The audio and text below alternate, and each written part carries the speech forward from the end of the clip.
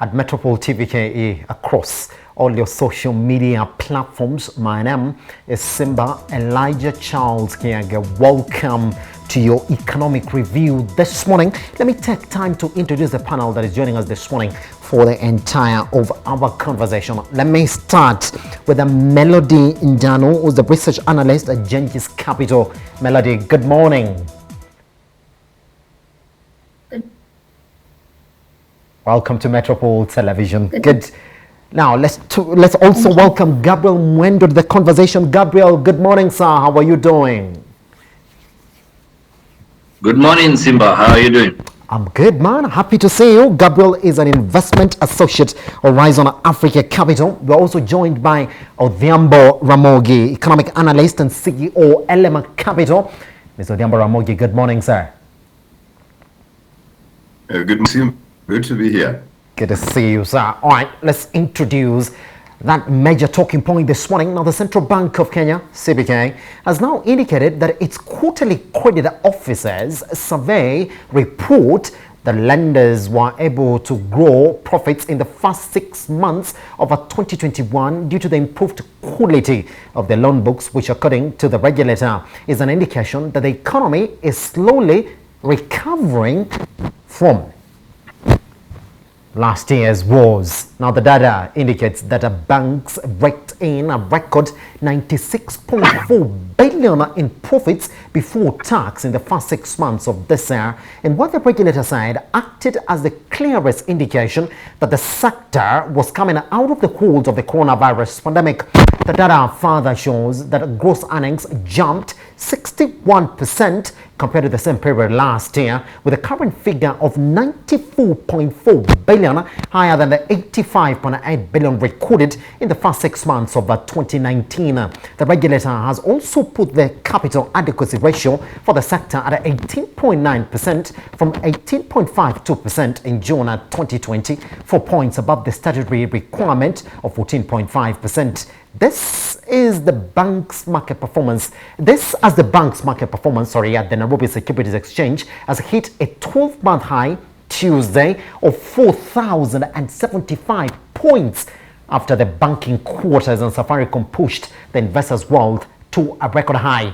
Equity Group Holdings PLC and KCB Group recorded a 12-month high of 53 and 50 and 50 and 75 respectively, while overall turnover of Tuesday's market activity stood at 1.6 billion Kenyan shillings.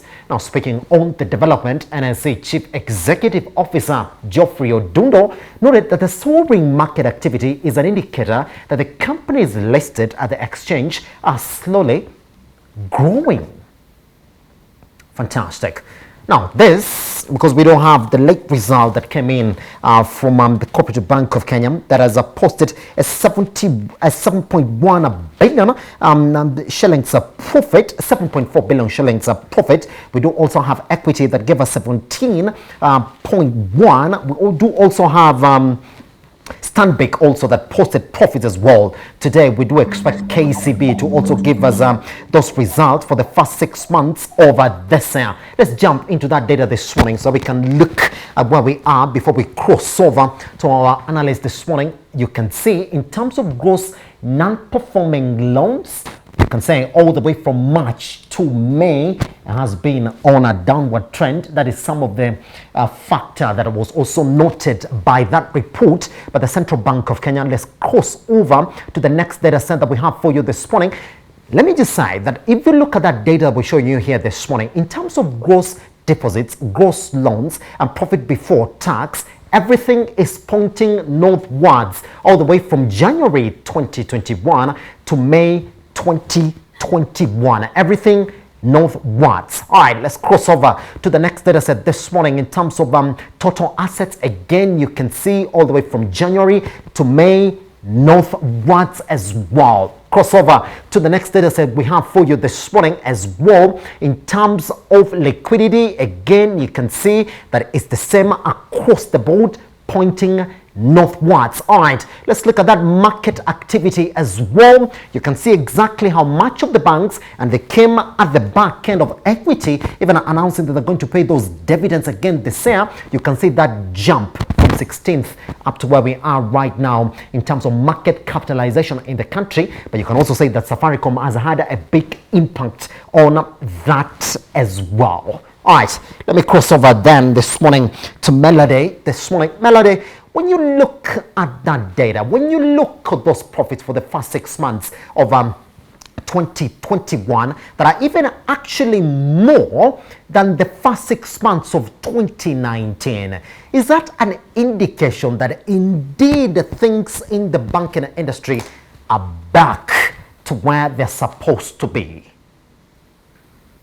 Thank you for the question. For me, I believe that this is an indication that things are moving in the right path. Yes. We've seen that now with the loan restructuring window closing and the resumption of suspended interest payments, we're going to see interest income go up. Also with the non-funded income, as the economy is improving, we're going to see that go up. However, this trajectory, I don't believe it's going to apply to all the banks. We've seen that Scope Bank's performance, the earnings per share only went up marginally by around 2%. Yes. So it depends with each bank, with the way they're also reducing their loan provisions rather, and also with the credit risk and the ongoing pandemic. So those are the key indicators that are going to suggest if this performance is going to continue, if it's going to be sustained, or if other issues arise in the year. Pretty much, Melody. I'll be coming back to you, especially on that Cooperative Bank results, because we're seeing something very unique there in terms of loan loss provisions. They've had an increase when other banks are announcing a drop in that. Gabriel, let me pose the same question to you this morning. When you look at this figure, bigger than we had than what we had in the first 6 months of 2019. An indication that indeed things are back to where they're supposed to be? I'd phrase it differently. Not that things are back, yes, but things are maybe getting better. Yes. Yeah, because I mean, most of these banks, like has made crazy provisions, rightfully the last year. So they're just reaping the benefit of those provisions now because they don't have to do them again. So yeah, it's really just things getting better, showing that we've not deteriorated any further. So it just means we've sort of stabilized and banks on a normal business sort of scenario. Yes. So I think that's the correct way to put it. Pretty much. I'll be coming back to you on that, Gabriel. Let me cross over to the CEO, ELIM Capital, the RAMOGI this morning.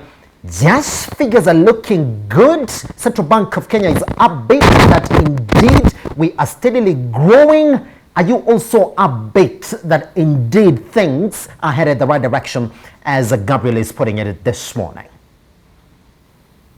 Well, absolutely. I'm usually a hopeful Kenyan, notwithstanding the challenges we faced. Yes. But I'd comment on two things. One, globally, we are seeing a turnaround of economies.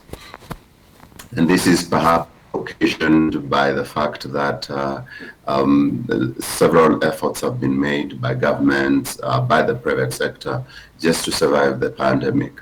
And of course, after the opening up of the lockdowns that was experienced across the globe, we are seeing economies are picking up. The challenge now is to ensure that the pickup is well managed so that the real rough edges of capitalism doesn't get to us. And so the banking sector in Kenya is not exempted from this. There's a lot of improvement going on. Kenyans are borrowing, Kenyans are saving, businesses are running and they are growing. And so it is expected that the kind of performance we are seeing be actualized. But the other thing also that would probably explain this is the fact that, a health pandemic is a bad pandemic, but yes, it's not as bad as war. I mean, if this was war, you'd expect that the economic infrastructure would be destroyed totally, so that a pickup or a recovery would be near impossible within a year or two. The economic infrastructure was in place. It's only that people are hibernating in houses or in their homes, or saving their money and not investing it, not using it to run businesses. But immediately then they feel a sense of safety. They just go back to the infrastructure, the machines run again without really any difficulty. And I think that's what we are seeing. And so the recovery is happening. I don't think that we are where we used to be yet, yes, notwithstanding the figures that you're seeing from the banking sector. And I think Melody explained that when she said that the provisions are in fact what is reflecting in the books.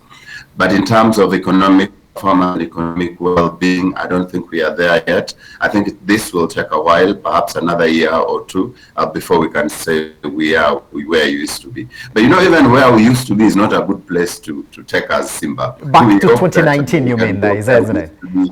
Yeah, maybe yes, where we used to be in 2006, 2007, when we were growing at 7%. yes, That's a good place to go to. pretty much. All right. Let me go back to Melody then and really look at those specific areas in that performance. Melody, if you look at net interest income across the board, fine, it's grown across all the banks. But when you look at also lending to the government as well, indeed you can see that it's grown across the board as well. That's also another area that is really promoted the performance of the banks in the first 6 months of this year.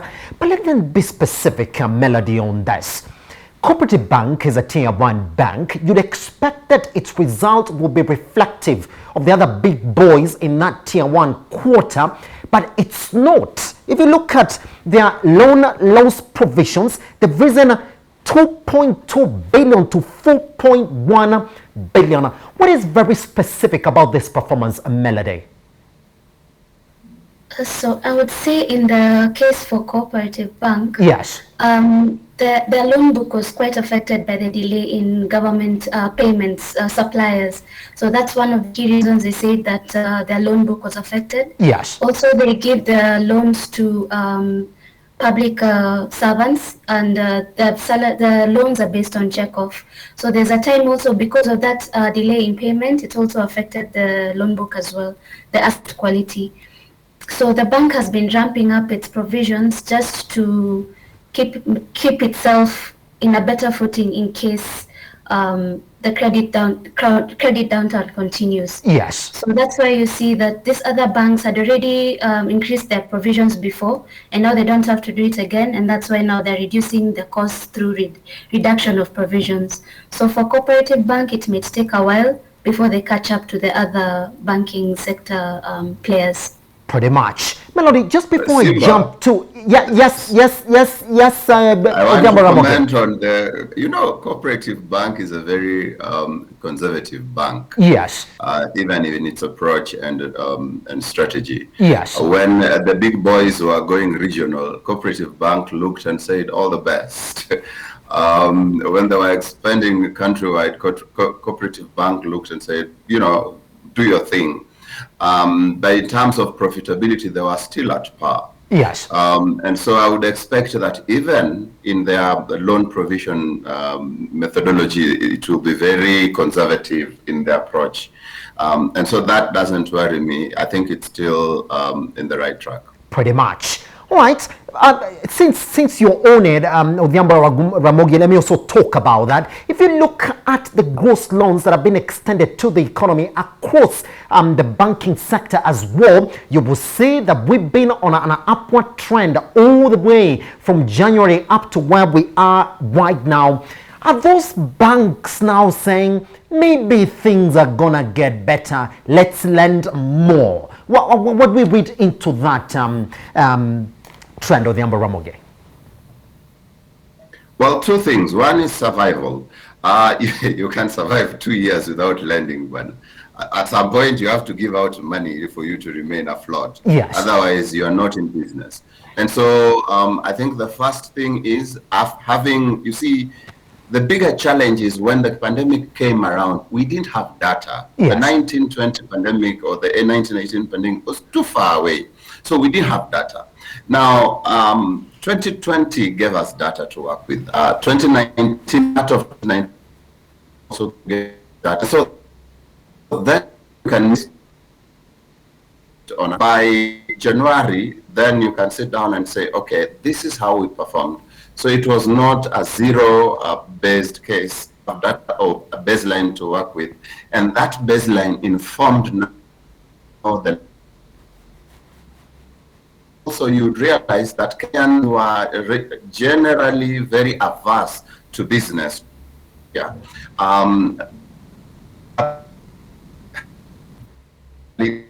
Really faced the wrath of the corona.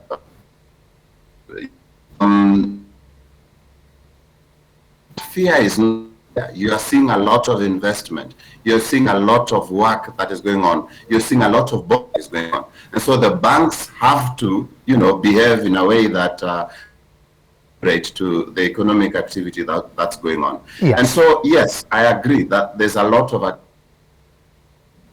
both parties are at par in terms of it's time to go back to business and leave the rest really to God. Of course, there's a lot of protocol observance even in the banking sector. Pretty much. Gabriel, jump in on that conversation as well. Lending to the economy is actually on an upward trend in a 2021. But at the same point, when you look at those capital adequacy ratios again in the banks, these banks are quite adequate in terms of those ratios. How do you read into that? Is that an indication that the economy is now rising again from the 2020 levels? I'd say it's the opposite. I mean, so one, we do not have proper data to assess the economy. KNBS has really been. Two, in terms of looking at those ratios, when you see banks with very high liquidity ratio, yes, very high capital adequacy ratios. Capital adequacy, that's fine. That's more than welcome. It's very comfortable for shareholders. Yes. But if you look at all these banks, the level of liquidity ratios they're holding, it means there's no that big a market for them to lend to. It means that, the pool for them to lend to is not that rich. So what tells you, we still have a bigger portion of the economy not being strong enough or being in recovery enough for the banks to sort of lend to them. For example, if you look at equity, their assets have grown, to over $1 billion. But if you look at the loan book, it's only grown by about 45 billion. Their government security is growing by 70 B. The deposits they're holding from foreign banks at 80 B. Other assets growing by another 70.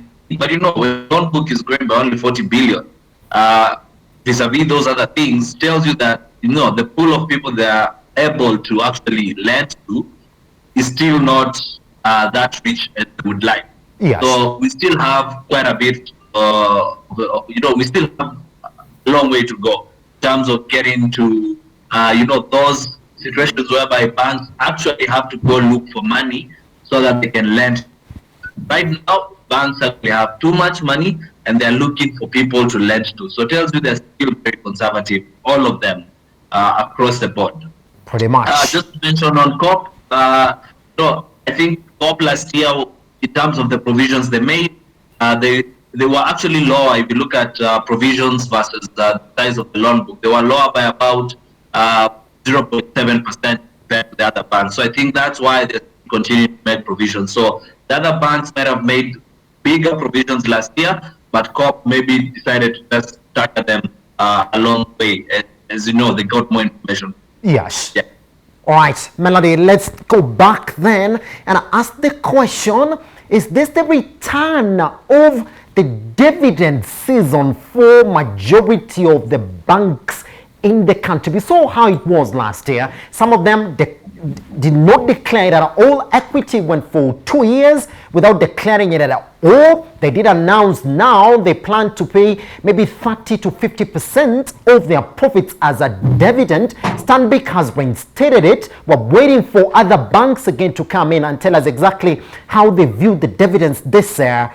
Going by those numbers, Melody, do they have a reason to say hold on this year, or they're going to pay out in bigger chunks?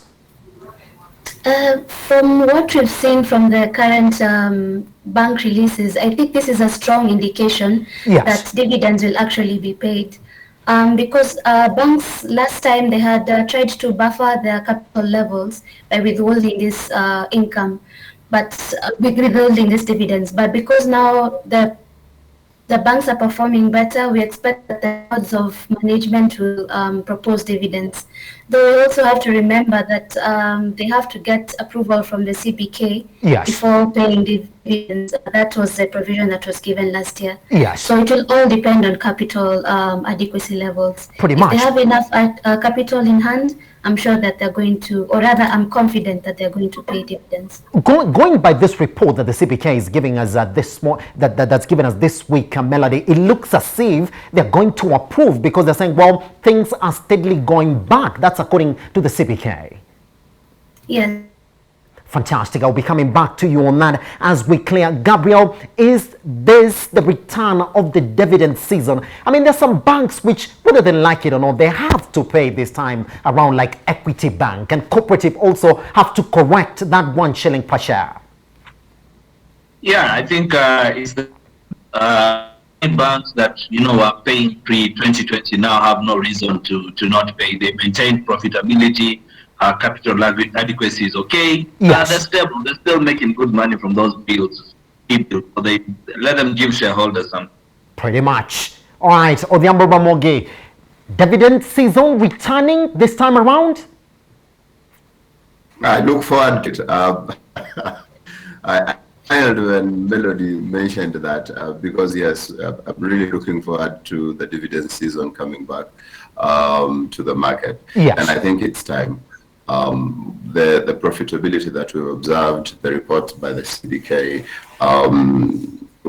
point towards a change in strategy, and we should be able to get our dividends. Pretty much. All right, let's clear this conversation like this then. Melody, what is the outlook for this specific sector in a 2021, going by exactly how we've seen the first 6 months of this year? Oh, well, I'll say that the outlook is quite positive. We've seen that there's a return now to the pre-pandemic levels, some even going higher than the pre-pandemic levels. We expect digitization efforts as they seek to boost their efficiencies and also boost their non-funded income. We've seen also customers preferring to use online platforms. Also because of technological advances and competition, this is supposed to drive innovation and digital investments. Yes. So also another thing, we might see mergers and acquisition transactions. We've seen that there's an Egyptian bank Misr that is looking into coming into the Kenyan market. We saw last year there was another bank, CIB, that bought Bayfair Bank. So we might see foreign lenders coming in to acquire these small banks. And also we've seen that KCB is actually looking to acquire banks in Rwanda and Tanzania. And Equity as well, they had acquired an 11 billion shilling loan from Africa Development Bank. And they had said that it's supposed to boost the trans-African expansion. So we might see some more mergers and acquisitions transactions from there. Yes. Also, with the recovery of trade services, we expect to see boosted forex income, as well as the diaspora flows. We've seen that the inflows have actually exceeded what we expected given the pandemic levels. And as we had said earlier, as asset quality improves, and revenue diversification. Just recently, Equity had stated that they're looking into going into the insurance business. They have a very wide distribution network with their branches and also clients. So this looks like it's going to really boost their income. Also, they want to offer derivatives and interest rate products. So you're going to see banks going into specialized products to also just boost and diversify their revenue. Fantastic. All right, Gabriel, let me cross over to you as well on your outlook and talk to me about exactly what MELODIE is mentioning there, asset quality in the banking sector, and also talk to me about what you foresee in this special segment, interest income. What's your outlook on those two areas, Gabriel? So yeah, in terms of asset quality, I think will remain, at sort of the current levels of whether it's provisioning or non-performing assets of 12 to 14%. Yes. For the next, 12, 18, 24 months. And then depending on what we do during that time, we will then see either a recovery or a reversal then, because we're also going to an election period. So that's a big indicator for some of those assets. On the interest income line, something I'm very keen on is to see what CBK says to the sum of risk-based lending that some of the banks are coming up. The pricing methodologies the banks are trying to come up with for their loans, so that they're not charging each customer the same rate, they can sort of price in your risk. So I think that is going to be what takes us to the next stage. Then some of the people who prefer to get financing from other sources can then be brought into the banking sector through that methodology, without banks being looked at badly by CBK and without banks locking out these people because they cannot price that correct. So I think those two things are what we'll be looking for to see how this sector goes. But so far, so good. So far, so good. ODHIAMBO Ramogi, clear for us that conversation this morning on the performance of the banking sector for the first 6 months of this year, by giving us your outlook going by exactly what we've seen so far in this first 6 months. I expect the growth trajectory to remain upwards. Yes. In terms of lending, in terms of profitability. I do not expect more or additional provisioning, as my colleagues have mentioned. I also expect that there will be activity in mergers and acquisitions. The thing about pandemics is that they cause or they force restructuring, whether it's capital restructuring or operational. And so there will be a lot of like the big boss. There will be a lot of acquisitions as they help the smaller banks. Pretty much. The trouble to us. Beyond that, of course, there will still be, a lot of engagement as regards government policy, and I think there's a mention of the interest income, and whether we can still expand that base, and whether we can go in the direction of, can you give me money based on my own credit rating as opposed to just a uniform interest rate being given to the market. This is going to be a reality, and it's going to be occasioned some more with the digitization of operations that we've seen across banks. If you've noticed, there's a lot of that going on with M-Shwari, and even there's a lot of that already going on, and we expect that will carry on with the mainstream banking sector. Fantastic. At this point, I would like to say thank you very much to Gabriel MWENDWA and MELODIE this morning for joining us. We take a short break. Once we come back, we'll get back with the CEO, ELIM Capital, ODHIAMBO Ramogi, as we say, are we ready again for another inflationary adjustment in majority of key household goods in the country? Right here on a Business Hour.